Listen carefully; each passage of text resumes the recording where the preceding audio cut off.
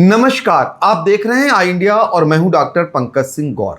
उत्तर प्रदेश की इस वक्त की सबसे बड़ी खबर यह है कि योगी कैबिनेट में नई तबादला नीति को मंजूरी दे दी गई है। जी हां, 2026-27 के लिए स्थानांतरण नीति को योगी कैबिनेट में मंजूरी दे दी है। अब 31 मई तक उन कर्मचारियों के तबादले कर दिए जाएंगे जो एक जिले में ही 3 साल या फिर मंडल में 7 साल से जमा थे। तो नई तबादला नीति को मंजूरी मिलने के बाद अब मंगलवार से इस पर अमल होना शुरू हो जाएगा और विभागाध्यक्ष और मंत्री मिलकर ये तबादले करेंगे।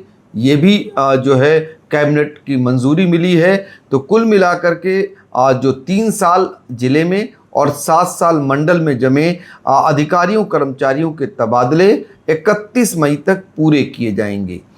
साथ ही आपको बता दें कि इस नीति के अनुसार कुल पदों के 10% तक स्थानांतरण हो सकेंगे और विभागाध्यक्ष मंत्री मिलकर यह प्रक्रिया संपन्न कराएंगे। यूपी नई तबादला नीति 2026-27 की जो मुख्य बातें हैं वो भी समझ लीजिए। समय सीमा 31 मई 2026 तक सभी तबादले प्रक्रिया पूरी करने का लक्ष्य निर्धारित किया गया है। अनिवार्य स्थानांतरण किसके लिए किया गया है ये भी समझ लीजिए। अनिवार्य स्थानांतरण एक ही जनपद में 3 साल या मंडल में 7 साल पूरे करने वाले जो कर्मचारी हैं उनके तबादले अनिवार्य रूप से किए जाएंगे। और समझिए, प्रक्रिया समूह का और खा के 20% तक और इसके अलावा समूह गा व घा के 10% तक तबादले होंगे। विशेष छूट किसको रहेगी इन तबादलों से, उनके बारे में भी जान लीजिए। विशेष छूट में दिव्यांग कर्मचारियों और गंभीर रूप से बीमार परिवार वाले कर्मचारियों को प्राथमिकता के आधार पर गृह जनपद या जो इच्छित स्थान है वहां पर उन्हें पोस्टिंग मिल सकेगी। इसके अलावा एक महत्वपूर्ण विषय भी जान लीजिए।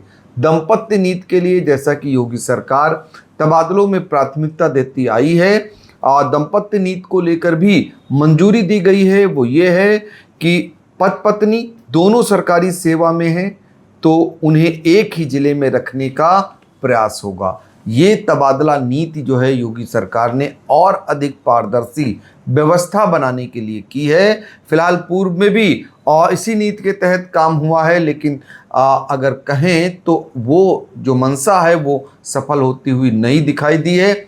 इन तबादलों के बावजूद आप देखते होंगे बड़े पैमाने पर कर्मचारियों का, अधिकारियों का रिश्वत लेते हुए रंगे हाथों पकड़ा जाना लगातार जारी है। हर रोज औसत में 1-2 जो है वो कर्मचारी या अधिकारी पकड़े जा रहे हैं। अब देखना होगा ये नई जो तबादला नीति है इसके जरिए जो सरकार की मंशा है क्या वो मंशा कामयाब होगी। चूँकि सरकार की मंशा ये है कि जब यहाँ से कर्मचारी दूर चला जाएगा और एक जगह जमा नहीं रहेगा तो वो कम से कम उसका जो एकाधिपत्य होता है वो नहीं रहेगा, तो इससे जो भ्रष्टाचार है उसको बढ़ावा नहीं मिलेगा। लेकिन फिलहाल अभी तक ऐसा देखने को नहीं मिल रहा है। अब उम्मीद की जाएगी कि ये जो तबादला नीति है इसमें जो बचे हुए कर्मचारी हैं वो भी एक जगह जो जमे थे अंगद की पैर की तरह वो भी हटा दिए जाएंगे और वो भी दूसरी जगह भेज दिए जाएंगे।